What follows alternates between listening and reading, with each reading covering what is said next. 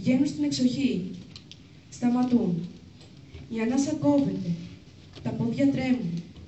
Τα μωρά βαραίνουν στις αγκαλιές. Μα η ελπίδα τις δίνει φτερά. Κοντεύουν στο γιοφύρι της αράπιτσας, στο στουμπάνι. Ίσως προλάβουν να σωθούν. Μα από μακριά ακούγεται σάλαχος, λαλοή. Ξεκαθαρίζει ποδοβολητό αλόγο, φωνές και βρισιές. Οι Τούρκοι, αχ Παναγιά μου, θα τις προλάβουν. Κι ύστερα ξέρουν τι τις περιμένει. Ατίμωση και σκλαβοπάζαρο. Η σκέψη της τρελαίνει. Πνίγονται. Ανασασμός, μόνο ο θάνατος.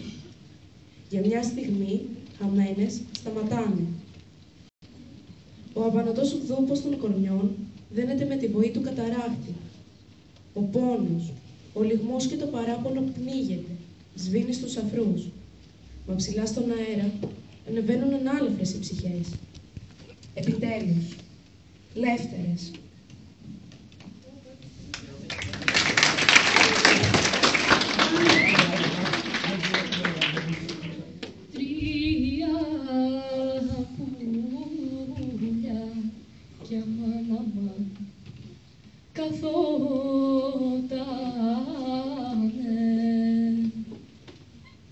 Στις νιάουσα στο καστρώμα κρίνει η τσάμου, καημοποχή η καρδίτσα μου. Το ανατήρай κι αμάν τα βόδενα.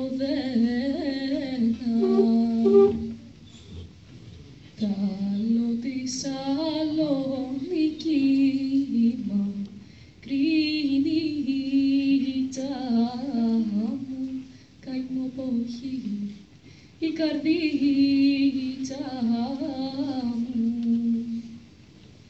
Έναν μήλο αμάν κι άλλον μήλο αμάν, βράδιασε και που θα μείνω.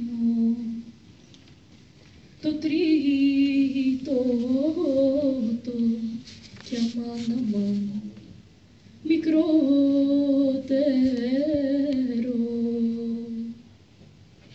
Μυριολογάει και λέει μα κρίνει η τσάμου, καημοποχή η καρδίτσα μου. Μας πατήσαν κι αμάν τη νιάουσα.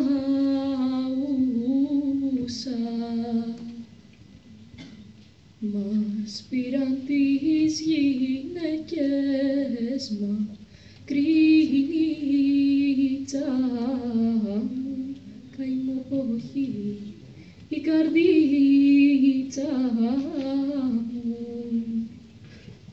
Ένα μήλο αμάν κι άλλο μήλο αμάν, βράδιασε και